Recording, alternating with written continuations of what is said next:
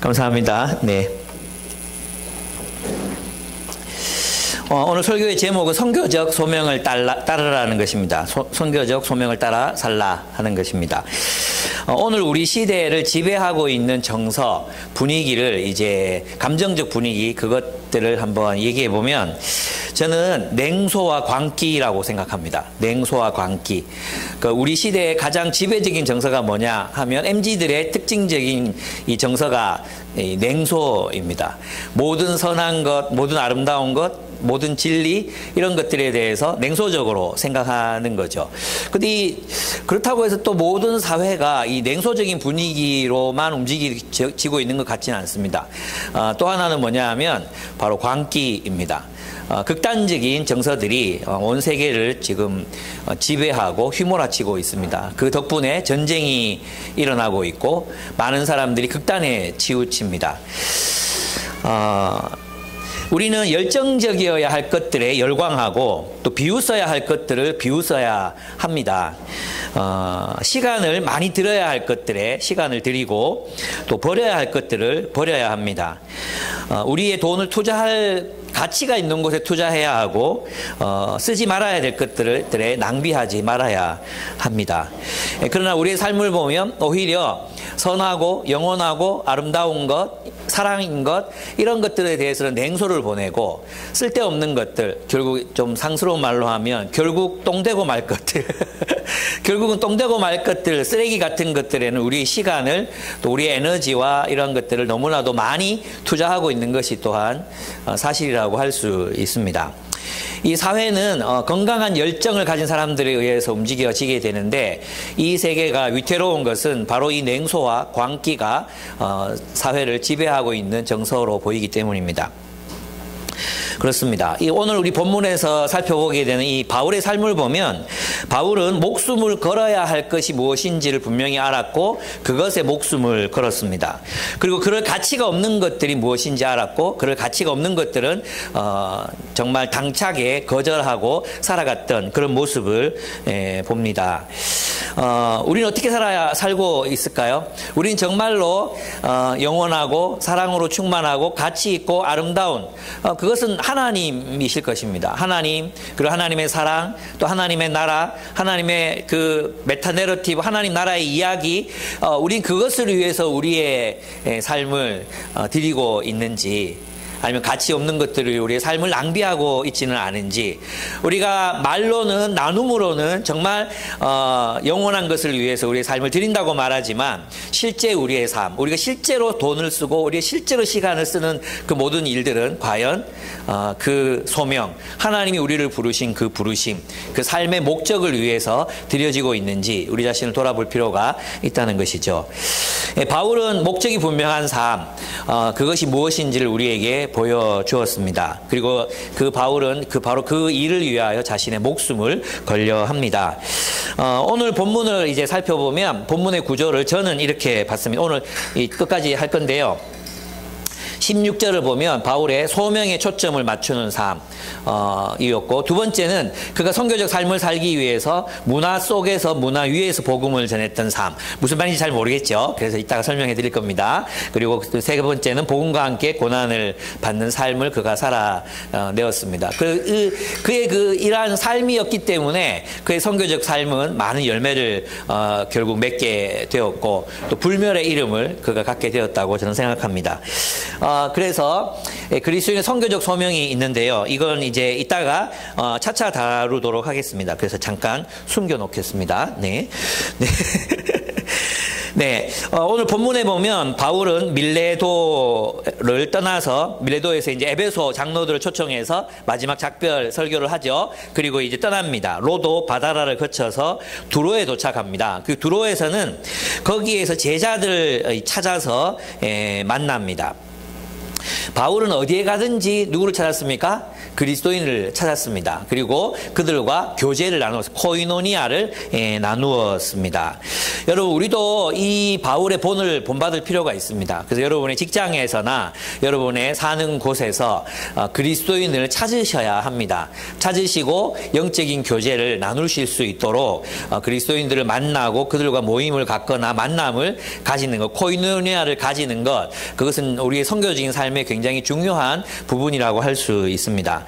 근데 오늘날 그리스도인들은 파편처럼 흩어져 있잖아요. 쌀알처럼 흩어져 있는데 우리의 직장 속에서 또 여러분의 일터 어떤 아파트 주거지에서 이런 사람들을 만나서 영적인 교제를 나누기 시작한다면 그들과 함께 무엇인가 어떤 일이 일어날 거라고 생각해요. 그래서 여러분 직장에서 누군가가 식기도하는 장면을 보시거든 찾아가서 교회 다니시냐고 물어보고 함께 신앙을 나누실 수 있으면 좋겠습니다. 왜냐하면 식기도할 정도의 배포라면 신앙인이라고 할 수 있잖아요. 여러분도 잘 아는 눈만 감면 다 뜨죠. 그러지 말고 신실한 그리스도인이 여러분을 발견할 수 있도록 좀 두 손을 모으고 진지하게 그렇게 식기도를 해보시기 바랍니다. 그러면 너 왜 그러냐고 물어보는 사람들이 분명히 있을 겁니다. 네, 그렇습니다. 이 두로의 크리스찬들이 이제 바울을 만나서 뭐라고 말합니까? 성령의 지시를 따라서 예루살렘으로 가지 말아라 이렇게 이야기를 해요. 저는 이 장면이 굉장히 좀 인상 깊었어요. 왜냐하면 두로에 있는 제자들이 초신자들일 거 아니에요. 그죠? 이들이 막 신앙이 굉장히 좋죠. 근데 보면 막 몇십 년 예수를 믿은 사람들은 아닐 거란 말이에요.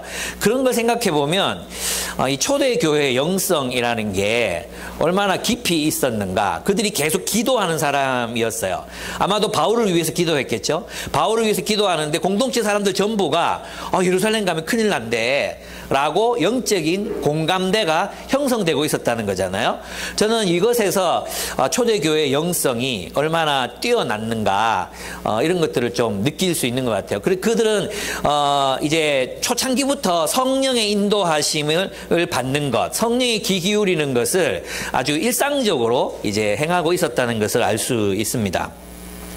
초대교회는 성령의 임재 안에 있었습니다. 우리도 그러해야 합니다. 하나님의 뜻을 함께 기도함으로 분별하는 그런 공동체에 되고 있어야 되죠. 여러분들이 저를 위해서 계속해서 기도한다면 목사님 이번에 서울 절대 가시면 안 됩니다. 뭐 이런 공통의 이야기들이 나올 수도 있다. 뭐 이런 얘기들입니다. 그렇습니다. 참 따뜻한 장면입니다. 여기서만 아니잖아요. 가이사랴에 가서도 또 이제 기도하고 또 예언자들이 유대에서 내려와가지고 예루살렘으로 가면은 고난과 박해를 당한다고 알려주는 장면이 나옵니다. 그렇습니다. 유대 예언자가 이제 이 두로에 있다가 가이사랴부터는 이제 유대 땅이죠. 예루살렘으로 가기 위한 항구가 이제 가이사랴거든요. 그 가이사랴에서 아가보를 만납니다. 이 아가보가 이제 옛날 예언자들의 전통을 따라서 행위 예언을 합니다. 바울의 허리띠를 가져다가 손발을 묶고 이 띠의 주인공이 이렇게 잡혀서 이방인에게 넘겨질 것이다라고 예언을 합니다. 말로 해도 되는데 굳이 이렇게 왜 했는지 잘 모르겠지만 이것이 예언자들의 전통 속에 예레미야도 그랬죠. 벌거벗고 다니고 신발을 벗고 다니고 이랬던 적이 있었잖아요. 그런 예언을 이제 보여주었던 것 같습니다. 그래서 가지 말라고 하니까 이쯤 되면 이제 성령의 인도하심을 받는 사람들 공동체가 두 번이나 만류했잖아요. 그러면 저 같으면 이제 하나님 뜻이 아닌갑다. 잘 됐다. 바로 로마로 가자. 그래서 에베소에서 복음을 전했듯이 로마로 이렇게 가면 되잖아요. 그런데 바울의 마음속에는 자신에게 주신 성령의 메시지가 확실하게 있었습니다. 그게 이제 20장 22절에 나옵니다. 20장 22절을 보시면 보십시오. 이제 나는 성령에 매여서 예루살렘으로 가는 길입니다. 거기서 무슨 일이 내게 닥칠지 나는 모릅니다. 다만 내가 아는 것은 성령이 내게 일러주시는 것뿐인데 어느 도시에서든지 투옥과 환란이 나를 기다리고 있다는 것입니다. 이렇게 얘기했어요. 그러니까 바울도 공통적으로 알았던 건 뭐예요? 투옥과 환란이 자신을 기다리고 있다. 여기까지는 다 성령께서 말씀하신 게 세 개가 공통적이에요. 그죠? 아가보도 환난과 고통이 기다리고 있다고 얘기했지 가지 말아라고 지시했다고는 얘기를 못했거든요. 그거는 자신의 해석이잖아요. 성령께서 보여주신 것은 제가 볼 때는 가면 너가 투옥과 환난을 당할 것이다. 여기까지 알려주신 것 같아요. 그런데 그럼 바울의 마음에 성령에 매여서 예루살렘에 가야 된다는 마음은 무엇이었을까? 그것은 바로 하나님께서 바울에게 주신 소명, 예루살렘의 복음을 전하고 또 그 예루살렘에서 잡혀서 로마로까지 가는 것, 이것을 바울이 너무나도 간절히 소망하고 있었기 때문에 또 성령께서 주신 마음이라고 그는 확신하고 그들의 모든 권유를 뿌리치고 가려고 합니다. 그러면 성령께서 있잖아, 왔다 갔다 하는 것 같잖아요. 성령이 가라고 했다가 가지 말라고 했다가 또 투옥이 기다리고 있다고 이렇게 말하고 있잖아요. 그래서 있잖아요, 대부분의 해석자들은 원래 성령께서는 고난이 있을 것이라고까지 보여주셨는데 사람들이 해석했을 때 성령이 지시하셔서 가지 말라고 한다고 이제 했다고 이렇게 보는 학자들이 대부분입니다. 근데 저는 저만의 해석인데 이건 안 따르셔도 됩니다. 안 따르셔도 되는데 저는 이렇게 생각해요. 저는 성령이 마음이 약하시다. 이렇게 생각합니다. 성령이 마음이 약하시다. 바울이 예루살렘에 가서 복음을 전해야 되는데 성령이 보실 때는 또 고생을 해야 되는 거예요. 또 두들겨 맞고 폭행을 당하고 감옥에 갇히고 막 이런 거 생각하니까 성령께서 마음이 가지 마라 했다가 가야 된다고 했다가 저는 이게 성령의 마음이 아니었을까 이런 생각이 듭니다. 왜냐하면 성령께서는 인격적인 분이시잖아요. 이건 저만의 해석이에요. 이걸 안 따르셔도 됩니다. 근데 저는 그렇게 보이더라고요. 우리 그런 거 있잖아요. 캠퍼스 할 때 막 그때 대표하고 리더하고 막 이럴 때 우리가 리더로 사는 건 괜찮아. 그죠? 우리가 리더로 사는 건 괜찮아. 근데 그 예리한 그 대학교 1학년, 2학년짜리 애들이 리더로 서야 돼. 그때 차마 네가 리더를 해야 된다고 말할 수 없는 그런 상황 있잖아요. 여러분 겪어보셨죠? 나는 성령의 마음이 그런 마음이었다고 차마 말 못하는 거죠. 누군가가 이 캠퍼스에 남아가지고 리더를 해야 되는데 대표도 해야 되는데 차마 나는 대학교 4학년 대학원까지 다 군대 미루고 했거든요. 근데 차마 누군가에게 네가 남아야 돼, 네가 간사가 돼야 돼 이렇게 말하기가 정말 미안한 거 있잖아요. 나는 그게 성령의 마음이 아니었을까 이런 생각이 들어요. 가는 게 맞지만 너무 안쓰러운 거, 바울이 너무 안쓰러운 거죠. 그러나 나는 네가 예루살렘 가기를 원해.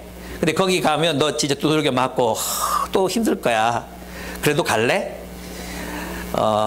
나는 너도 아껴. 난 너를 아끼는데 너한테 고난이 있을 거 너무 마음이 아파.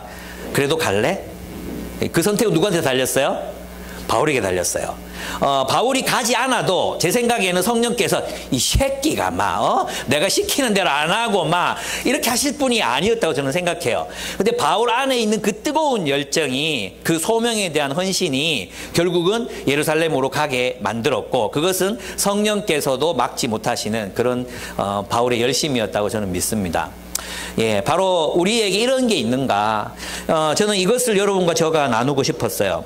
우리에게는 우리의 생을 다하여 구해야 될 그 하나님의 소명, 목적, 정말 영원한 것, 참된 것, 선한 것, 아름다운 것, 이 모든 것들을 합하신 분이 바로 하나님이신데 바울의 마음속에는 그 하나님을 향한 헌신과 열정, 뜨거운 마음이 있었기 때문에 그가 예루살렘으로 가고자 하는, 생명까지 내놓고자 하는 그 결심을 아무도 막을 수 없었다는 것이죠.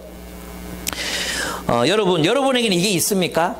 내 목숨 다해 이루고 싶은 하나님을 위한 일, 내 목숨 다해 이루고 싶은 하나님을 위한 일, 하나님의 나라를 위한 일, 이런 메타 내러티브, 하나님 나라 이야기 속에서 내가 꼭 이루고 싶은 이야기, 하나님 나라의 이야기, 내가 하나님 나라의 이야기에 연결해서 꼭 이루고 싶었던 그 꿈, 그 소명, 그 목적, 그것이 여러분에게 있습니까? 그것을 위해서 지금 살아가고 계십니까?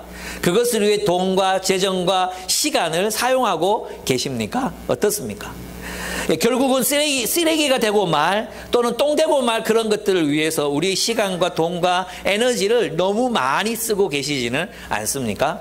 우리가 한번 이 바울의 삶을 통해서 초점이 분명하게 잡혀 있었던 소명의 초점을 맞추고 살아갔던 바울의 삶을 통해서 우리가 배워야 한다는 거죠. 예.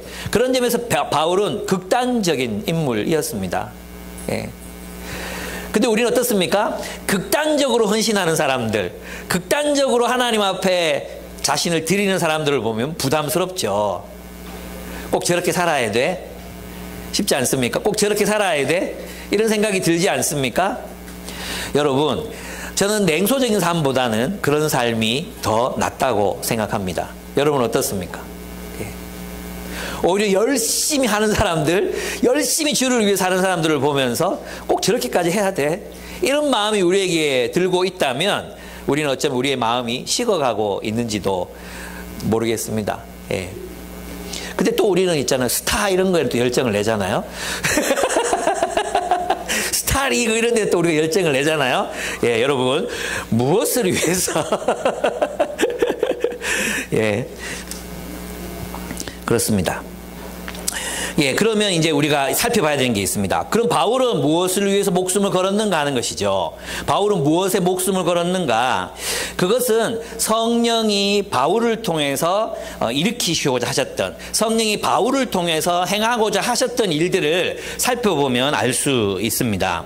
성령이 하시는 일이 무엇이었습니까? 여러분 오순절날 성령이 오셨잖아요. 오순절 어떤 날이에요? 6월절 이후 77이 49, 그 다음 날이 오순절이거든요. 6월절 어떤 날이냐면 하나님의 백성, 이스라엘을 하나님의 백성으로 삼은 날이에요. 그러니까 히브리 잡족들, 이집트 노예들을 하나님께서 하나님의 백성으로 삼으신 날, 이집트로부터 해방시키신 결정적인 날이 6월절이거든요. 이거 6월절 그 어린 양의 피를 통해서 그들은 죽어요. 이집트의 삶을 죽이고 하나님의 백성으로 거듭나거든요. 예수님이 십자가에 달려 돌아가셨을 때 우리는 세상에 대하여 죽고 하나님을 위하여 살잖아요. 그게 6월절이야. 근데 오순절 어떤 날이냐 하면 그동안 이제 봄의 모든 그 추수 있죠. 추수의 첫 열매를 그날 드리는 날이, 제사로 드리는 날이 오순절이에요. 그러니까 하나님 나라의 열매를 처음 드리는 날이 오순절이거든. 그러면 성령께서 그날 오셨잖아요. 그날 오셨는데 이 오순절에 이스라엘 백성이 또 뭘 받았냐? 모세가 시내산에 올라가서 율법을 받았어요. 그러니까 오순절이 의미하는 바를 아시겠죠? 뭐냐 하면 하나님 나라의 열매를 하나님께 드리는 날이에요. 하나님 나라의 첫 열매를 하나님께 드리는 날, 그날이 오순절에 성령이 오셨어. 그러면 성령이 오셔서 그들이 했던 일이 뭐예요? 외국어로 복음을 전했어요. 그죠? 그리고 그들이 뭐 했습니까? 사도들의 가르침을 받아 떡을 떼며 코이노니아 하니라, 교제하니라, 이렇게 돼 있어요. 여러분 성령의 열매는 있잖아요. 성령의 열매, 성령이 이 세상에 오셔서 하나님께 드릴 열매를 몇 개 맺으시는데 하나님께 드릴 그 열매가 뭐냐 하면 코이노니아예요. 코이노니아. 성령의 코이노니아. 떡을 떼며 교제하니라, 이거예요. 그러면 이 교제 안에 이 코이노니아라는 말은 뭐라 그랬어요? 코이노니아라는 말은 나누다, 함께 나누다, 짐을 나누다, 뭐 음식을 나누다 할 때 코이노니아라는 말이 쓰기도 하지만 참여하다, 함께하다 이럴 때도 코이노니아라는 단어를 써요. 그리고 폴리스의 폴리스를 다스리는 일을 코이노니아라고 했어요. 그들이 함께 민주정에 참여해서 어떤 결정들을 내리는 것을 코이노니아라고 했어요. 그래서 코이노니아는 사회 경제적인 용어라고 제가 말씀을 드렸죠. 단순히 가진 것을 나누는 것이 아니라 어떤 한 공동체 거버넌스, 지배 구조를 의미하는 거거든요. 그러면 성령께서 오셔서 하신 게 뭐냐 하면 바로 그리스도 안에서 하나가 되는 교회 공동체를 세우는 일, 그게 코이노니아라는 거예요. 그리스도 안에서 인종, 그리고 계급, 그리고 빈부, 그 모든 사회적인 지위, 그리고 지역, 이 모든 장벽들을 허물고 예수 그리스도가 머리가 되시는 거버넌스가 이루어지는 코이노니아, 예수 그리스도가 통치하시는 공동체가 세워지는 거, 이게 성령의 코이노니아가 이루어지는, 이것을 위해서 성령이 오신 거예요. 제 말이 이해됩니까? 바울은 이런 공동체, 예수께서 통치하시는 사랑의 공동체를 온 세상에 세우기 위해서 온 세상을 여행합니다. 온 세계를 향해 나아갔습니다. 이것이 바울이 목숨 걸었던 일입니다. 그리스도 십자가를 통해서 평화를 이루는 일. 그래서 빌립보서의 말씀 어떻습니까? 십자가를 통해서 하나가 되라고 하잖아요. 하나가 되라. 에베소서에서는 그리스도 안에서 통일되게 하려 하심이라. 예, 갈라디아에서는 종이 되라. 서로가 종이 되라. 예, 이 모든 말씀들이 지향하고 있는 게 바울이 무엇을 위해서 목숨을 걸었어요? 이 세상이 인종과 계급과 그리고 빈부와 이 모든 것들로 갈갈이 찢겨져 있는 이 세상에 하나님께서 세우시는 하나님의 나라, 예수께서 통치하시는 그 나라는 인종, 민족, 계급, 지역, 빈부 이 모든 차별과 격차 그리고 모든 장벽들을 허물고 그리스도가 통치하시는 사랑의 공동체를 세우기 위해 그는 복음을 온 세계에 전파했던 것입니다.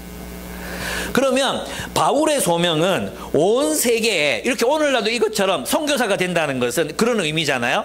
예, 하나님이 통치하시는 나라를 그곳에 세우는 거죠. 복음을 전하고 예수가 그리스도심을 전파하고 그리스도가 통치하시는 공동체를 세우는 것. 그죠? 바울의 사명이 그거였다면 그랬기 때문에 있잖아요. 오늘 이 본문에 보면은 바울이 가는 곳마다 어떻게 해요?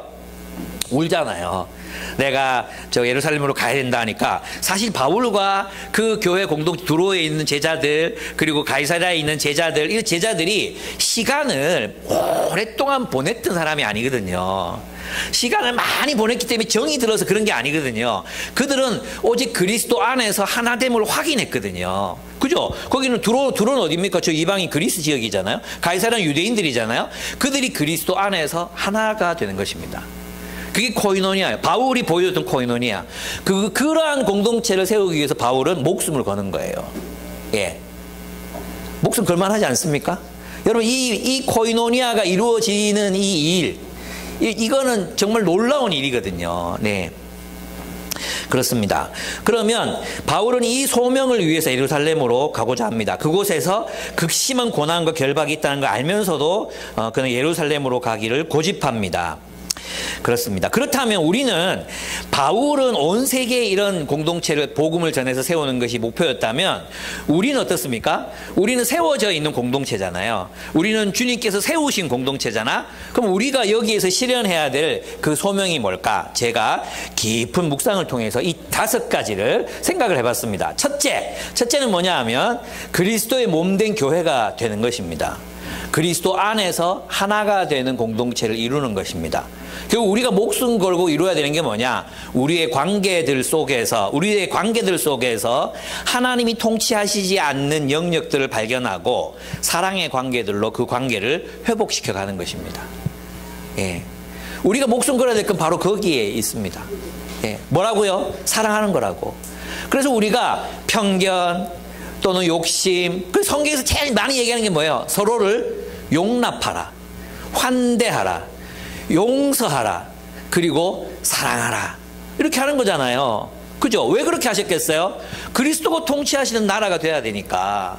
그러려면 어떻게 해야 돼요? 우리의 관계 속에 비성경적인 부분들, 내가 누군가를 무시하고 있거나 용서하지 못하고 있거나 또 사과해야 되는데도 내가 옳다고 뻗대고 있거나 이런 모든 일들, 우리의 관계들, 우리 공동체 안에 있는 관계들 속에서 그리스도께서 다스리지 않으시게 하는 그리스도 치유의 법권에 내버려두고 있는 관계들이 있는가, 그걸 돌아보고 내 목숨을 다해서 이 목숨을 다한다는 게 뭐겠어요? 결국은 내 기준, 내 판단, 내 취향, 내 자존심 이런 걸 내려놓고 서로를 향해 나아가는 것을 말하는 거죠. 그죠? 그게 우리 소명이 그게 아니면 뭐겠어요? 그거 아닙니까? 한 명이 막 100명, 1000명씩 전도해 와가지고 꽉꽉 채워본들 우리 안에 적개심이 있고 십자가의 윤리가 없는, 서로 미워하고 용서하지 못하고 지가 잘못해놓고 잘못했다 소리도 안 하고, 그러면 그게 뭡니까? 하나님 그거 원하시겠습니까? 그래서 용납해야 되는 거예요. 용납. 공동체의 그 모습을 바라보면서 냉소할 게 아니라 기쁨에게도 별 수 없어. 별 수 없지. 그래, 우리 사람들인데. 김유보 목사도 별거 없어요. 저. 예. 결혼 기념일에 싸웠다니까요. 예. 그 아내의 마음을 아프게 하는 존재가 저예요. 에이, 목사가 이럴 거 없어요. 그런 관계들 속에서 우리가 서로를 얼마나 더 그리스도가 통치하시는 관계들로 만들어가고 있는가. 내가 은근히 은연중에 무시하고 있는 사람은 없는가. 내가 용납하지 않으려고 작정하고 있는 사람은 없는가. 싫으니까 아예 관계 안 하고 있는 사람들은 없는가. 나아가고 있는가. 우리의 관계는 그리스도를 향해서 십자가 중심으로 나아가고 있는가. 계속 물어야 되는 거죠. 저는 그게 우리의 첫 번째 소명이라고 생각합니다. 그리스도의 몸된 교회 만들기. 그게 뭐겠습니까? 예, 용서와 사랑 아닙니까? 용서와 사랑. 그거 말고 뭐가 있겠습니까? 그래서 있잖아요. 교회, 교회 사명, 막 얘기했어도 결국은 있잖아. 우리가 바로 내 소그룹에 있는 사람들 사랑하지 못하고, 내 가까이 있는 사람들 사랑하지 못하면 이 소명을 내가 따라 살지 못하고 있는 거예요. 그러니까 세상의 정의, 사회 정의, 부르짖고, 윤석열 물러가라, 백날 그렇게 외쳐도 이게 안 되면 아무 소용없는 것입니다. 두 번째, 가까운 사람들에게 복음 전해야 됩니다. 그죠? 왜냐하면 하나님의 나라는 복음, 예수가 그리스도이심을 인정하는 곳에 세워지기 때문에 우리는 복음을 전해야 합니다. 지혜롭게 해야 돼요. 지혜롭게. 저도 있잖아요. 참 열정적일 때가 있었어요. 저랑 오랫동안 신앙생활 했던 분들 아시는데, 제가 대학교 2학년 때 예수님을 새로 만나고 너무 좋더라고요. 저는 정말 인생이 허무했거든요. 사람들이 왜 사는지 모르겠더라고요. 결국 똥될 것들이어서 왜 저렇게 열심히 사는지 모르겠어요. 제 마음에 그 정서가 제 그 큰 마음이었거든요. 근데 왜 여러분, 저희 때는, 여러분 때 있었습니까? 덕산 빌딩 12층 그 캐바레, 여러분 아십니까? 정리정지 안 해. 그 12층에 캐바레 있었거든요. 거기에 대학교 행사만 하면 그 캐바레 다 올라가가지고 춤추고 막 그랬어요. 애들 따라서 몇 번 가보잖아요. 그래서 막 춤추고 가사블랑카 이게 막 나오면 있잖아요. 막 가슴이 이 스피커에 막 따라 울려요. 가사블랑카 이게 막 울려요. 그때 막 된 것처럼 흐느적거리다가 딱 들어가지고 앉아 있잖아요. 그러다가 엘리베이터 타고 쫙 내려서 문이 쫙 열리면 찬바람이 확 들어와. 그러면서 뭔가 허전해지는 마음이 있잖아요. 허무한 마음. 근데 내가 많이 느껴봤거든. 근데 예수님 알고, 예수께서 나를 사랑하신다는 걸 알고 나서는 이제 달라진 거야. 그래 다시 이제 대학교 2학년 때인가 걔들하고 같이 갔어. 과 전부가 가니까 나도 저는 그런 데 다 따라가거든요. 술자리 다 따라갔어요. 먹지는 않지만 다 따라갔어. 근데 애들이 왜 춤추고 막 디스코 추고 나서 블루스 타임이 되면 쑥스러우니까 다 들어오거든요. 대부분 들어가지고 블루스 타임에 그 춤추는 애들 몇몇 그 애들 빼고는 다 들어서 앉아있어. 내가 못 견디겠는 거예요. 여러분, 제가 벌떡 일어나가지고, 여러분, 이래 살면 여러분 허무하다. 너 예수 믿어야 된다. 그 캐바레에서 있잖아. 가사블랑카 막 나오는 데서 소리 높여가지고, 이래 살아봐도 너 허무하다. 예수 믿어야 된다. 그러고 막 그랬어요. 지금 생각하면 내가 약간 또라이, 완전 그 뜨거웠던 열기가, 캐바레 열기가, 완전 막 냉담해지고, 내가 다시는 이렇게 하면 안 되겠다 생각을 했었어요.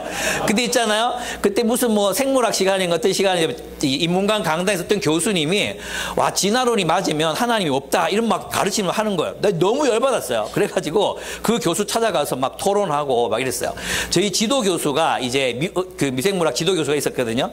그분이 일본에서 공부했는데 한 번은 이렇게 얘기하는 거예요. 자기가 미생물을 연구해 보니까 이게 안에 있는 미토콘드리아나 DNA 구조나 이런 게 조물주가 없으면 안 된다고 나는 생각한다 이러는 거예요. 근데 이분이 교회를 안 다니는 거 내가 알거든. 그래서 어떻게 했는지 아십니까? 집에 찾아갔지. 집에 찾아가가지고 하나님이 살아계시다고 막 1시간 동안 얘기하고 교수님이 겸손하셨어요. 그래 알았다 하고 갔거든요. 다음에 다시 갔는데 유보가 니 때문에 우리 식구들 다 교회 다닌다 이러는 거예요. 자기는 아직 안 다니는데 자기 식구들이 다 교회 다니게 됐대요. 내가 이 얘기를 다 들었어요. 제가 그렇게 뜨거웠어요. 저는 후회 안 해. 그때는 되게 쪽팔리고 그랬는데 지금은 후회 안 해. 와, 나는 그렇게 뜨겁게 살아봤구나. 내가 진짜 그렇게 뜨거운 사람이었구나. 이런 생각이 들었어요. 바울하고 비슷했죠. 근데 근데 지혜로울 필요는 있는 거죠. 그죠? 그래서 저는 이렇게 생각합니다. 우리가 질문을 불러일으키자. 가까운 사람들에게 복음을 전하려면 질문을 불러일으키는 삶을 살자. 우리가 잘 살면 그들이 물어올 것이다. 식기도 오래 하면 그들이 물어올 것이다. 신앙서적 읽고 있으면 사람들이 물어올 것이다. 그리고 이제 물어올 때 그들에게 시간을 따로 정해가지고 잘 복음을 전하셨으면 좋겠어요. 그래서 저는 여러분을 통해서 누군가가 예수 믿어야 된다고 생각해요. 여러분 통해서 누군가가 교회로 와야 된다고 생각해. 그런 사람이 한 명도 없었다. 그럼 뭔가 문제 있는 거 아니에요? 문제 있죠. 우리가 좀 뜨겁게 한번 살아보자 얘기 드리고 싶습니다. 세 번째, 이거는 이제 여러분 이 본문이 어디에 나오는 본문이에요? 이사야에 나오죠. 이사야에 나오는 본문을 누가 어디에서 성취했다고 말하죠? 복음서 중에 누가복음이에요. 누가복음. 누가복음이 뭘 썼어요? 누가복음이 뭘 쓴 게 아니고 누가복음을 누가가 썼는데 누가가 사도행전을 썼죠. 사도행전을 누가 썼어요? 누가가 썼어요. 너무 자주 했다. 미안해요. 근데 여기 보면 누가복음에 보면 이 글이 너희에게 응하였느니라. 가난한 자 주의 성령이 내게 임하셨으니 이는 가난한 자, 포로된 자, 눈먼 자, 눌린 자를 해방케 하며 희년의 해, 해방의 해를 선포케 하려 하며 그랬잖아요. 그래서 메시아에게 성령이 임하고 메시아의 공동체에 성령이 임했다는 것은 우리 공동체, 즉 교회를 통해서 정의와 공의가 실현되는 걸 말해요. 맞죠? 그럼 여러분도 지금 어떻게 살아야 되겠어요? 여러분 있잖아요. 가난한 자 찾아야 돼. 포로된 자 찾아야 돼. 눈먼 자 찾아야 돼. 눌린 자 찾아야 돼. 여러분 주변에 있는 한 사람, 한 가정이라도 섬기고 있어야 돼. 만나고 있어야 돼. 왜? 우리의 부르심이기 때문에. 그래서 우리는 정의를 실현하라고 외치는 자가 아니라 정의를 실현하는 자로 살아야 되는 거예요. 나를 통해서 뭔가 정의가 실현되고 있어야 돼. 그건 뭐예요? 나를 통해 이 세상의 약한 자가 나를 통해 구원을 받고 있어야 돼. 도움을 받고 있어야 돼. 정의가 실현되고 있어야 돼. 저는 여러분이 지금 그래서 우리가 이제 러빙핸즈도 하고 프렌즈도 하고 멘토링도 하고 하는 이유가 뭡니까? 이런 이유 때문에 하는 거예요. 예, 우리가 한 사람, 우리가 사랑할 수 있는 사람, 그래도 우리가 할 수 있는, 섬길 수 있는 사람, 한 사람이라도 정해가지고 섬기자. 이 세상에 가장 약자가 누구냐? 자기 목소리를 못 내는 사람이 가장 약자다. 자기 목소리 못 내는 사람들이 누구냐? 청소년들이다. 기왕이면 전정호 판사님이 하는 저런 아이들, 그런 아이들에 대한 멘토링도 우리가 할 수 있죠. 대구에서 누군가가 이 일을 시도해서 그룹홈을 만들 수도 있다고 생각해요. 이런 일에 누군가가 헌신해서 나오고 또 우리를 연결하고 이런 일들이 우리 안에서 일어났으면 좋겠다. 이런 생각을 합니다. 예, 이거 반드시 우리가 해야 되는 거죠. 예, 네 번째, 그리스도의 주되심을 따라 일상을 살아가는 것입니다. 여러분 있잖아요. 우리가 그리스도에게는 헌신되어 있으면서 자기 주변을 그리스도를 따라 살지 못하는 사람들이 많아요. 제가 이제 이거는 제가 정말 친한 친구의 아내분 이야기인데 이 아내분이 사역을 정말 좋아하세요. 상담도 너무너무 잘하시고 설교도 너무너무 잘해. 그래서 어떨 때는 목사님 대신 설교도 하고 그래요. 그런데 제 아내도 이제 경험했던 건데 이분 집에 가면 너무 지저분한 거야. 그냥 막 수건이 쉰내가 나는데 소파에 막 걸쳐져 있고 막 양말 이런 거 막 그냥 있잖아요. 막 그 농 밑에 막 있고 그래 너무 막 마음이 힘들었대. 근데 갔다 온 사람이 다 그런 얘기를 하는 거예요. 근데 이제 이분이 성경 읽다가 깨달았대. 단정히 행하게 하려 하심이라. 이걸 깨달았대요. 근데 그 다음부터 있잖아요. 이 완전 180도 바뀌었어요. 그래서 제 아내가 그 집을 방문했거든요. 방문했는데 집이 너무 깔끔해졌다고 깜짝 놀랐대. 그래서 왜 이렇게 되냐고 물어보니까 성경을 읽다가 깨달았대요. 예, 이게 뭐냐면 있잖아요. 그리스도인이 영적인 일에는 헌신돼 있으면서 기도하고 전도하고 교회 일을 하고 이런 건 헌신돼 있으면서 있잖아요. 자기 일상을 하나님의 뜻대로 살지 못하는 경우가 많아요. 예. 예. 그 집이 좀 어지러우면 남편이 일어나서 깨끗하게 만들면 되잖아. 그죠? 맞죠? 경희자매? 예. 예. 남편이 아침 식사를 원하면 막 하면 되잖아. 뭐. 이러면 지금 막 적개심이 막 나한테 막 날라오는데 지금. 예, 예. 우리 서로 사랑하는 거니까 서로가 원하는 걸 서로 좀 해주면 되잖아. 왜 그걸 안 하려고 그러면 끝까지 막 안 하려고 합니까? 예. 우리 집 사람 없죠, 지금? 어제가 또 생일이잖아. 오늘 이거 마치고 생일 파티 하러 가야 되는데 그렇습니다. 네, 우리가 서로가 그렇게 서로 기쁘게 하는 우리 가정 생활, 자녀 양육, 우리의 직장 생활 할 것 없이 우리의 일상이 하나님의 뜻 안에 있어야 한다. 예. 그 얘기 여러분에게 좀 드리고 싶습니다. 예. 그 다음에 5번째, 교회와 함께 세계선교 참여하기예요. 여러분 이제 청소년 팀에 다 왔잖아요. 내년 1월 아니면 2월에 필리핀 가서 빈민촌에 있는 아이들하고 같이 그 마닐라 침례신학대학 로고스 침례신학대학 그 이제 공간이 생겼거든요. 방들이 생겼어요. 거기에 가서 아이들과 함께 이제 BSM 하고 선교훈련하고 한 9박 10일 정도 다녀올 생각이에요. 그래서 여러분 돈 모으세요.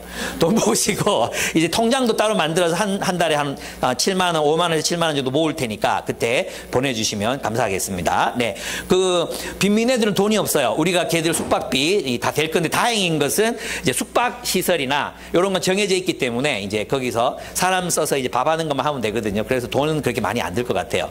예, 좋죠. 세계선교에 참여하는 것입니다. 이 5가지로 생각합니다. 저는 우리는 막 하나님 나라 일 이러면은 뭐 거창하고 거대한 걸 생각하잖아요. 근데 생각을 해보면 하나님께서 바울을 통해서 하신 일이 무엇이었을까? 성령을 통해서 이루신 일이 무엇이었을까? 이 일이 가능하게 되도록 하는 게 뭐예요?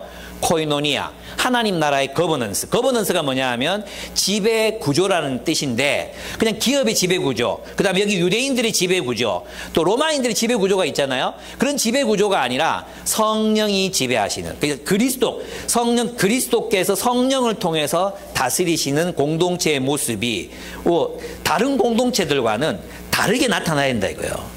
우리의 그리스도의 통치를 따라 살아가는 우리들의 모습은 다른 공동체와는 달라야 된다. 배드민턴 동호회하고는 달라야 된다. 수영 끝나고 나서 같이 먹고 마시고 노는 동호회 아줌마들하고 달라야 된다. 임영웅을 추종하는 할매들하고는 달라야 된다. 그게 우리의 거버넌스, 코이노니아가 돼야 된다는 거죠. 이해되십니까? 예, 그 일들이 이루어지게 하는 게 뭐냐? 우리 그리스도인의 선교적 소명이다. 저는 그렇게 생각해요. 그래서 교회를 통해서 복음이 전파되고 교회가 세워지고 하나님의 정의가 실현되는 거죠. 그 일이 일어날 수 있도록 함께, 우리 모두가 함께 이 거버넌스에 참여하는 거, 이게 코이노니아다. 그것을 위해서 주께서 성령을 보내셨다. 여러분 생각하시면 되겠습니다. 네, 2번째 이건 또 굉장히 중요한 문제인데요. 이제 이게 뭐냐 하면, 바울이 이제 예루살렘 올라갔어. 그래서 이제 자기가 했던 일들을 다 보고하잖아요. 그러니까 너무 좋았어. 그래서 사람들이 막 박수치고 그래서 바울 너무너무 수고했다. 그리고 하나님께 영광을 돌렸어요. 그죠? 와, 하나님께서 정말 이제 이방인들에게 온 섬들이 주를 앙망하리라 그랬는데, 이집트에서도 그리스도인이 나온다고 예언했는데 정말 그런 일이 바울 당신을 통해서 일어났군요. 하나님께 영광을 돌립니다. 할렐루야 하고 막 박수 쳤을 거예요. 그죠? 그리고 나서 부탁을 해요. 근데 이 유대인들 가운데 유대 그리스도인들, 유대인이 아니야. 유대인들 중에 그리스도인들조차도 당신을 오해한다. 율법을 무시하고 성전을 모독하는 일을 하고 있다고 그들이 말한다. 그러니까 유대 율법을 따른다는 것을 무시하지 않고 존중한다는 것을 그들에게 보여줘라 얘기를 해요. 그러면 바울이 이방인 교회들에서는 절대 할례 받으면 안 된다 그랬잖아요. 할례 받으면 안 된다. 너 유대인이 된다고 해서 구원을 얻는 게 아니다 라고 이방인들한테 그렇게 얘기했던 사람이 바울이 그 말을 들어요. 맞죠? 그리고 네 사람의 비용을 대라. 이건 이제 나실인이 되기 위한 비용이에요. 그러니까 머리를 이제 한번 깎으면 이제 절대 못 깎는 거야. 그래서 한번 머리를 깎고 이제 머리를 계속 길러야 되는 나실인으로 헌신하는 사람들이 있는데, 그걸 하려면 제사도 지내야 되고 여러 가지 비용이 들 거 아니에요. 재물도 사야 되고 할 거 아니에요. 그 비용을 바울이 대라고 말하는 거예요. 그래서 율법을 존중하고 있다는 것을 보여줘라 이렇게 얘기를 해요. 그러니까 있잖아요. 이 말 잘 들으셔야 돼요. 문화적으로 율법을 지키는 결례를 하는 유대인들의 문화 안에서는 그리스도인이 되는 것과 상관이 없어요. 그들은 유대 율법을 지키면서도 그리스도를 따를 수 있어요. 그게 그들의 문화였기 때문에. 근데 이방인들은 할례를 행한다는 것은 곧 유대인이 돼야 구원을 얻을 수 있다 이 말이었기 때문에 그리스도와 상관없는 일이 되잖아요. 하나님이 그리스도를 통해서 구원을 하기를 원하셨는데, 그래서 이방인들에게는 할례를 완강하게 금지했지만 유대인들에게서 그것은 문화였기 때문에 받아들이는 것입니다. 네. 그러면 여기서 중요한 게 있어요. 이게 뭐냐, 문화와 선교에 대한 입장인데, 3가지 정도, 여러 가지 뭐 10개도 찾을 수 있고 그래. 근데 이제 대충 생각해 보면, 이제 세상은 다 틀렸어. 그러므로 복음이 필요해. 이거예요. 그러니까 세상이 추구하는 모든 것들, 세상이 돈 추구하잖아, 세상이 뭐 저런 거 추구하잖아, 행복을 추구하잖아, 그거 다 틀렸어. 거기는 소망 없어. 복음만이 희망이야. 요런 입장이 있어요. 팀 켈러는 문화에 대해서는 그렇게 생각하지 않는데, 자신이 변증하는 기독교 변증을 보면 이런 입장이 있어요. 이것은 제가 볼 때는 부족한 견해다, 이렇게 생각해요. 예, 많은 분들이 이런 식으로 설교하죠. 세상의 모든 것들은 다 헛되고 오직 복음만이, 그리스도만이 전부입니다라고 이야기하는 그런 관점이라고 할 수 있습니다. 그러면 이렇게 되면 어떻게 되면 세상 사람들이 추구하는 모든 것들 가치 없다 이거죠. 세상 사람들이 추구하는 그 모든 의미 있는 것들 다 가치 없다, 이렇게 얘기하는 거예요. 근데 여러분 보시면 있잖아요. 불신자가 만든 영화, 불신자가 만든 문학, 불신자가 만든 드라마 중에 성경적인 가치를 담은 게 있어요, 없어요? 있어요. 많아요. 그죠? 근데 우리는 그것들조차도 다 폄하해버리는 거죠. 예. 그것은 성경적인 하나님의 관점이 아니다, 이 얘기를 하고 싶어요. 근데 요게 이제 팀 켈러가 요거를, 사실 이분이 문화적인 관점, 문화를 굉장히 상황화하고 문화를 받아들이기도 하고 또 선포하기도 하거든요. 그런 면에서는 다른데, 설교할 때, 복음을 전할 때 보면 이 관점을 사용하는 경향이 있어요. 팀 켈러. 예, 팀 켈러 훌륭한 분입니다. 나쁜 사람 아니에요. 그 다음에 두 번째, 요런 본문. 세상은 문제 없어. 그러니까 복음은 세상에서 성공을 위해서 필요한 것일 뿐이야 라는 입장이에요. 조엘 오스틴, 긍정의 힘 같은 유죠. 자유주의 신학도 여기에 포함된다고 할 수 있습니다. 세상은 문제가 없어요. 그러면 예수님을 잘 믿고 주님을 따라 살면 세상에서도 성공하고 형통하고 고지를 점령할 수 있다, 이렇게 보는 거예요. 예, 요거는 여러분 아시겠죠? 비성경적이에요. 그죠? 성경은 세상이 하나님 나라가 된다고 말하거나 한 적이 없거든요. 예, 그리고 세상은 분명히 이 공중권세 잡은 자들 손 안에 있다고 얘기했거든요. 그죠? 그러니까 우리는 요 둘 사이에 어떤 성경적인 입장을 찾아야 되는 거죠. 예, 여러분 있잖아요. 요 삼지선다에서 보통 이제 정답은 뭡니까? 긴 거예요, 긴 거. 여러분 많이 해봤죠? 학교 다닐 때 답을 모르겠거든. 긴 걸 찍어라. 그 대부분 답이잖아요. 한번 쫙 보면 세상은 타락했지만 여전히 하나님의 빛이 비치는 세상이다. 오케이? 그러니까 세상과 복음은 공유할 수 있는 공통의 부분들을 가지고 있어요. 이게 뭐예요? 개혁주의에서는 자연계시라고 하는 거예요. 자연계시. 자연계시, 그 다음에 특별계시, 특별계시는 구원에 관한 거라고 했잖아요.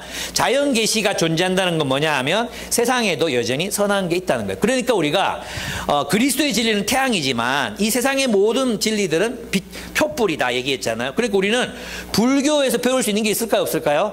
있죠. 유교에서 배울 수 있는 게 있을까요, 없을까요? 있죠.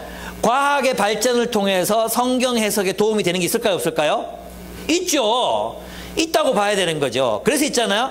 우리가 세상 사람들이 심리학, 뭐 인지심리학이든 심리학적인 어떤 연구 결과들, 사회학적인 연구 결과들, 그리고 여러 가지 문학적인 어떤 인간의 어떤 심성을 파헤치는 이런 것들, 그런 것들을 통해서 우리는 성경을 해석하고 하는데 도움을 받을 수 있어요. 그래서 그 세계가 오히려 복음을 더 풍성하게 이해해주게 하는 도구가 될 수 있다는 것입니다. 무조건 다 부정하는 게 아니에요. 그래서 있잖아요. 여기 이 세상의 영역이 있다면 여기에 여러분 잘 그려보세요. 여기 하나님의 영역이 있어. 여기 공통분모가 있다는 공통분모가. 오케이? 왜냐면 하나님께서 우리를 창조하셨는데 우리가 완전히 악마가 된 게 아니잖아요. 그죠? 악마가 된 게 아니야. 부서졌죠. 부서지고 부분 타락했죠. 여전히 우리에게는 옛 모습이 남아있는 거죠. 그래서 우리는 여기에서 이게 이제 개혁주의 입장이에요. 복음주의 입장이라고 할 수 있습니다. 바울은 바로 그런 관점에서 선교를 했어요. 그게 바로 유대인에게는 유대인처럼, 이방인에게는 이방인처럼. 이 말이 뭐냐 하면 타협했다는 뜻이 아니에요. 이방인들이 바라보는 최선이 있었어요. 이방인들, 즉 그리스 사람들이 인간에 대해서 생각할 때 최선이 있었거든요. 그게 뭐였어요? 아리스토텔레스의 우정. 그들은 서로의 삶을 책임지는 우정을 굉장히 막 선망했거든요. 근데 그리스 세계에서는 서로 책임지지 않았어요. 왜냐하면 그때 말했잖아요. 헤세드라는 단어, 은혜라는 단어, 이 은혜라는 단어가 결국 그들은 나에게 다시 되갚을 수 있는 사람들만 사랑했거든요. 나에게 다시 되갚을 수 있는 사람들만 초청했거든요. 그게 그리스의 우정이었거든요. 얼마나 속보이는 우정이에요. 근데 그리스도인들의 우정은 갚을 것이 없는 사람들에게 막 나눠줬거든요. 무슨 말인지 아시겠죠? 그래서 자신의 동족이 아닌 사람들도 막 나눠줘. 그래서 이방인들이 이 모습을 보고 왜 놀라느냐 하면 자기들은 은혜를 베풀어도 다시 되갚을 수 있는 사람들에게 은혜를 베푸는데 그리스도인들은 갚을 수 없는 사람들, 고아, 과부, 늙은이들, 부모 없는 사람들, 이런 사람들, 갇힌 사람들, 이런 사람들을 막 베풀거든. 그리고 자기 동족도 아닌 로마인들을 막 섬기거든. 그게 그들에게는 굉장히 쇼킹한 그런 사건이었다는 거예요. 그러니까 아리스토텔레스가 이상이라고 바라봤던 그 우정을 누가 실현했다고 했어요? 그리스도인들이 실현하는 거죠. 그러니까 있잖아요. 우리가 세상 속에 살아갈 때 그 유대인들의 입장에서는 유대 율법을 잘 지키는 사람, 존중하는 사람으로 보여져야 그리스도의 복음을 유대인들에게 전할 수 있는 거죠. 이해됩니까? 그런 점에서 보면 이게 바로 베드로전서가 우리에게 가르치는 거거든요. 아내된 자들아 남편에게 복종하라 그러잖아요. 그 위에 뭐가 있어요?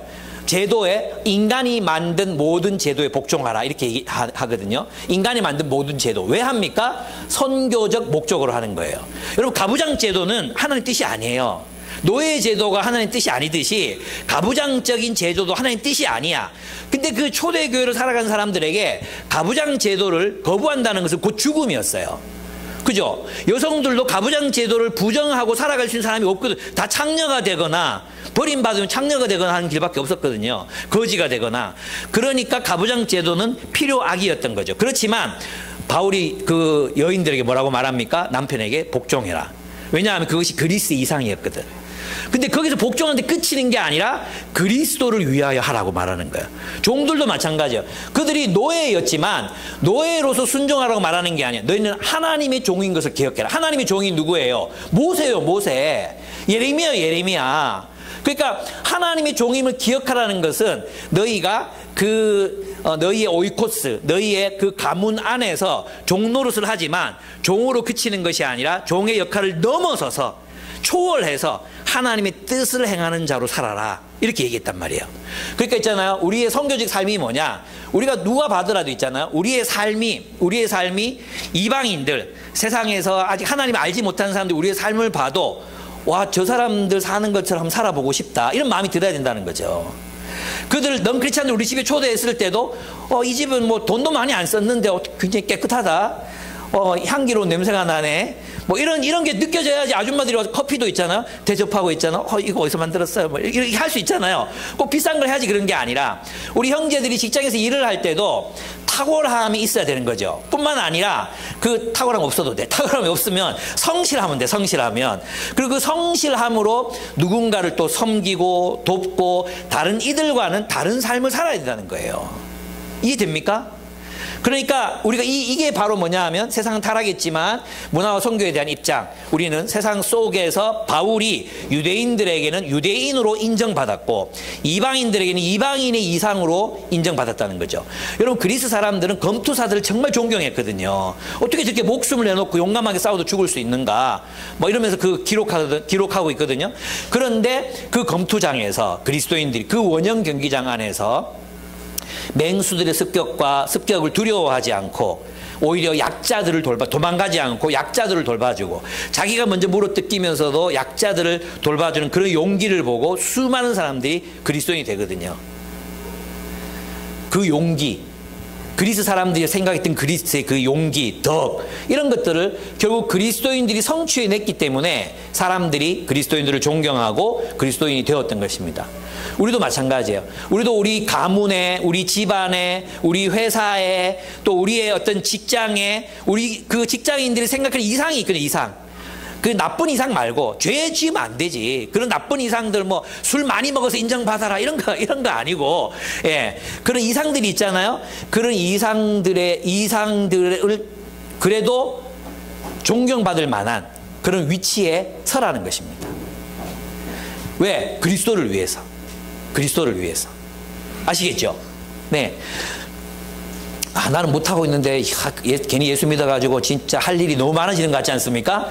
노력하면 됩니다. 하나님께서 인정받게 해주십니다. 나는 이거 믿어요. 우리가 있잖아. 진짜 주를 위해서 하나님, 내가 이 하는 일을 통해 주님께 영광 돌리기 원합니다. 사람들이 내게 질문을 던지기 원합니다. 여러분 고민하시면 분명히 답이 있습니다.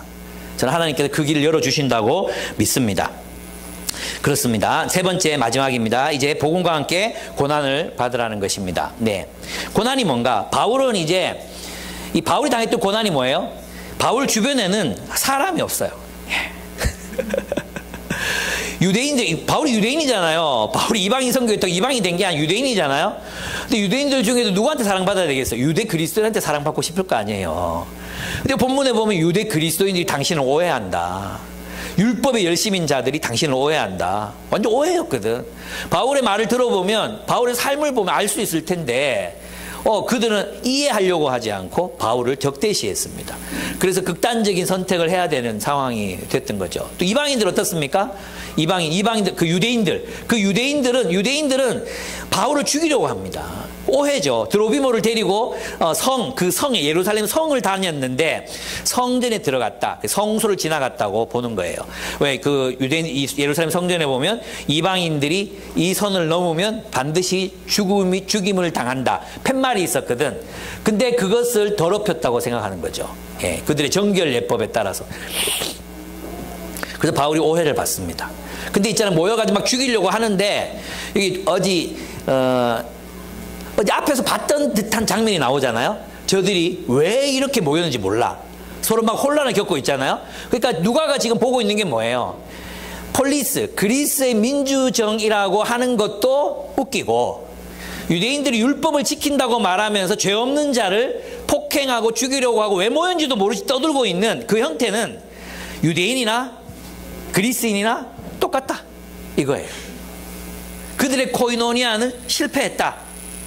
이 얘기를 하는 거예요. 이해됩니까? 그러면 이제 바울은 이런 고난을 당합니다. 바울은 기꺼이 그 고난을 당하면서도 그들 앞에 서서 내가 변론하겠다고 얘기해요. 여기 또 누가 구출해요? 이방인들이 구출해줍니다. 이방인들이 구출을 해줘. 이게 참 아이러니죠. 유대인들이 이성을 잃어요. 선동당해요. 그러나 바울은 냉철한 이성을 가지고 뜨거운 열정과 냉철한 이성을 가지고 그 앞에서 그들을 조용히 시키고 자신의 입장을 변호합니다. 바울은 선동당하지도 않고 흥분하지도 않습니다. 정말 바울은 뜨거운 사람입니다. 그러나 뜨거우면서도 절제되어 있는 뜨거움으로 그는 그 열정을 발산하고 있는 것을 볼 수 있습니다. 우리가 그랬으면 좋겠어요. 우리는 보통 보면 그냥 감정이 막 휘둘려요. 예. 감정이 막 휘둘려가지고 막 이렇게 하는 사람들이 많아요. 예. 우리 그러지 말고 정말 하나님의 진리와 진실이 무엇인지를 알고 거기에 대해서 헌신할 수 있는 그런 사람들이 돼야 되는데, 오늘 우리 시대의 고난이 뭔가 제가 생각해 봤어요. 우리는 바울처럼 막 끌려가가지고 막 폭행을 당한 예수 믿는다고 누가 언젠가 그런 날이 올지도 모르겠지만 우리는 그러지 않거든요. 그럼 뭔가 첫째 피곤함이라고 생각해요. 오늘 우리 시대의 고난이 뭔가, 내가 예수를 위해서 헌신한다고 할 때 내게 닥쳐야 되는, 내가 이제 생각해야 되는, 극복해야 되는 고난이 뭔가? 피곤함이다. 현대를 살면서 육아하면서 안 피곤한 사람 누가 있어요? 손 들어보세요. 안 피곤한 사람. 저도요. 죽겠어요. 내가 너무 유명해져가지고 너무 많이 다니고 막 새벽부터 저녁까지 막, 요즘 생각해보면 거의 새벽 6시에 출근해가지고 밤 11시 들어오는 삶을 지금 2달, 3달 계속하고 있는데, 2달, 3달만 한 거 아니에요. 그전에도 바빴어요. 근데 여러분들 보면서는 어떤 느낌이 드냐, 와, 직장인들 진짜 대단하다. 이걸 어떻게 평생 동안 이렇게 하고 사나? 이런 생각이 들 만큼, 예, 그랬어요. 예. 피곤함이에요, 피곤함. 주를 섬긴다 할 때 피곤해요. 안 피곤한 사람이 어디 있습니까? 다 피곤하잖아요. 근데 우리는 마치 나만 피곤한 것처럼, 그러면 다른 숲지기 하고 있는 사람은 안 피곤합니까? 지금 리더 하고 있는 친구들, 20년, 10년 하고 있는 친구들은 안 피곤해서 체력이 막 강철이라서, 철인 18호라서 이걸 하는 겁니까? 다 피곤하죠. 이 피곤함을 극복해내는 게, 고난이다. 예. 피곤을 무릅써야 된다. 생각합니다. 안 피곤할 때가 또 언제 있겠어요? 이 한국 사회를 살아가면 아프리카가 아닌 이상 우리는 죽을 때까지 피곤하다. 예. 은퇴하면 덜 피곤할까요? 은퇴하면 또 돈이 없잖아. 그죠? 정신적으로 더 피곤할 것 같아. 어쨌든 피곤함. 두 번째 뭡니까? 시간과 재정을 써야 돼. 시간과 재정. 네. 시간을 내야 되죠. 시간을 내야 되고. 오늘 도티레네가 교회에 왔어요. 도티레네 지금 밖에 있는지 모르겠는데 도티레네가 왔거든요. 좀 너무 감사하고 기뻐요. 예. 저분들은 우리를 위해서 시간을 내요. 오세요. 또 미나 생일이 3살 생일이었거든. 딴 데는 안 가도 거기는 가야 돼. 거긴 가고 또 그동안 우리한테 대접한 게 많잖아요. 그래서 이제 애기 뭐 사주라고 돈도 주고 축하해주고 또 배 터지게 먹어주고 같이 왔어.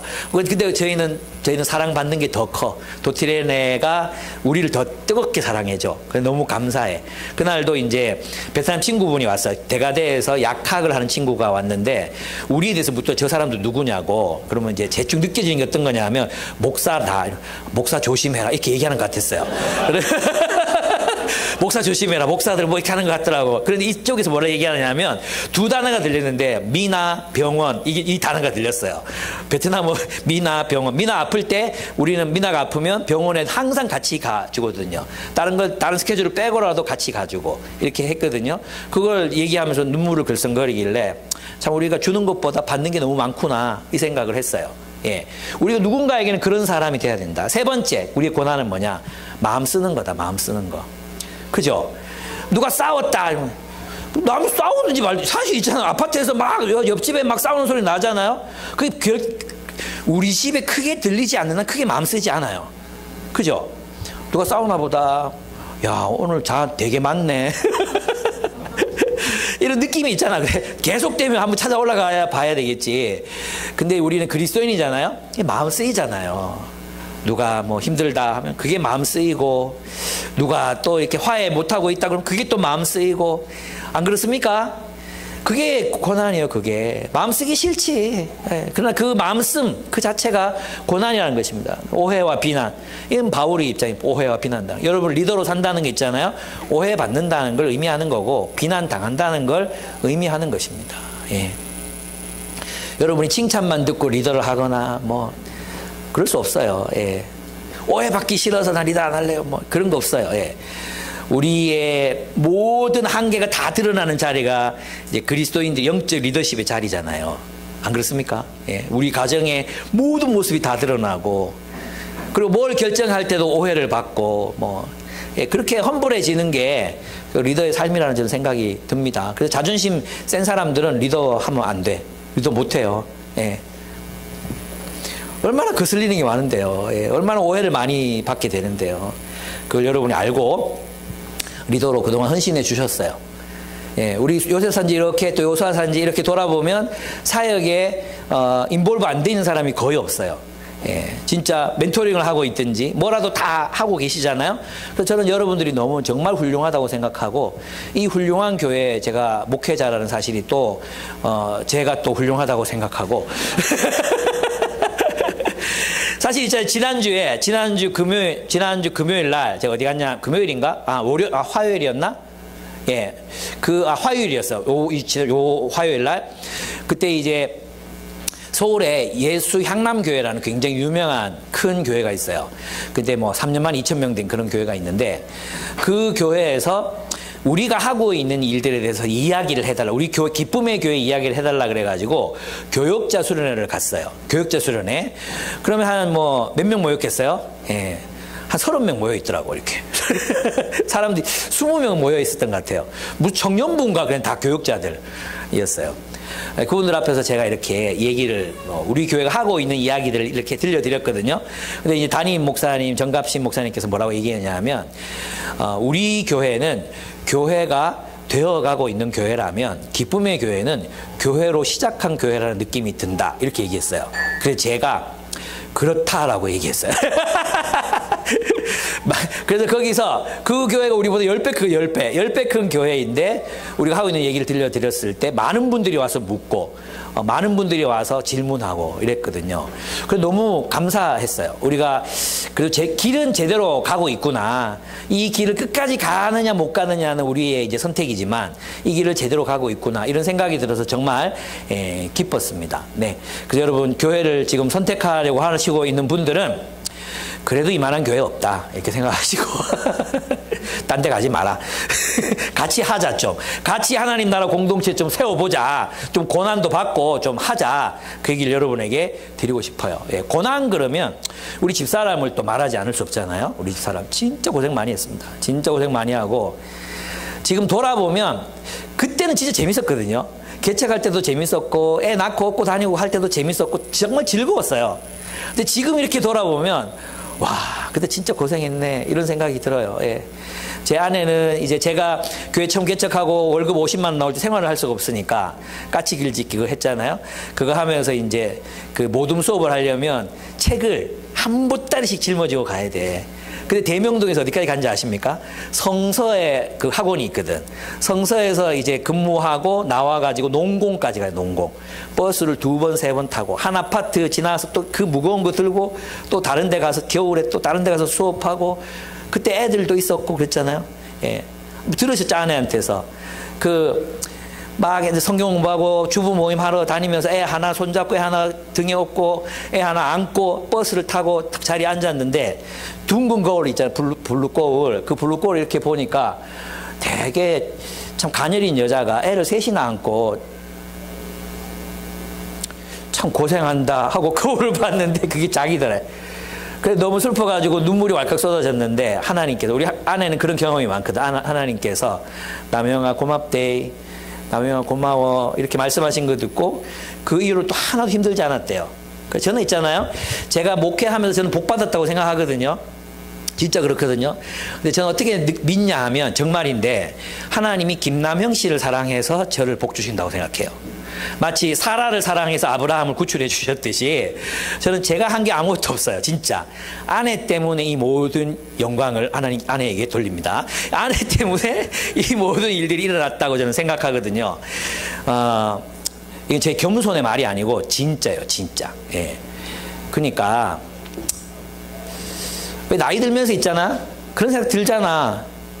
왜 너무 피곤하다, 꼭 이렇게까지 해야 되나, 꼭 이렇게까지 섬겨야 되나, 주말에 시간을 꼭 저렇게 내야 되나, 이런 마음 들잖아요. 근데 그 고난 없이 어떻게 하나님 나라가 세워질 수 있겠습니까? 그리고 생각해보면 또 즐겁습니다. 사랑하는 사람들끼리 모이잖아요. 사랑하는 사람들끼리 또 사랑을 만들어가고 또 사랑하게 되고 성장하고 이런 게 보이잖아요. 저는 여러분 보면 너무 좋거든요. 예. 지금 이 자리 막 설교 2시간, 3시간 막 더 하고 싶고 막 그러고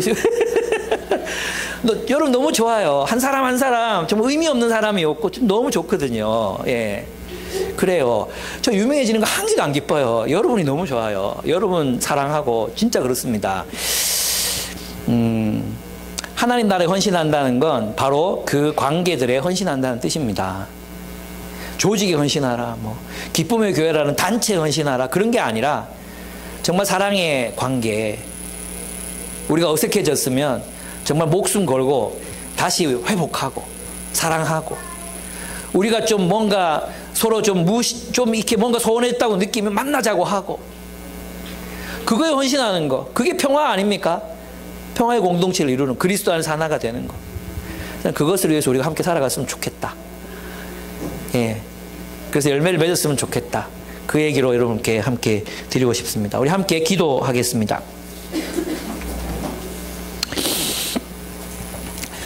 예. 우리 대학교 때 많이 들었던 얘기를 사도행전 하면서 듣게 되는 것 같아요. 우리의 소명이 무엇인가? 우리는 무엇을 위해 목숨 걸고 있는가? 아니, 그것은 우리의 목숨을 걸 만한 것인가? 우리의 생명을 걸 만한 그런 중요한 것인가? 소중한 것인가? 아름다운 것인가? 사랑으로 충만한 것인가? 우리 자신을 돌아보면서 이 시간 내가 지금 무엇을 위해 내 생을 허비하고 있고 또 소모하고 있는지 돌아보면서 기도했으면 좋겠습니다. 기도하겠습니다.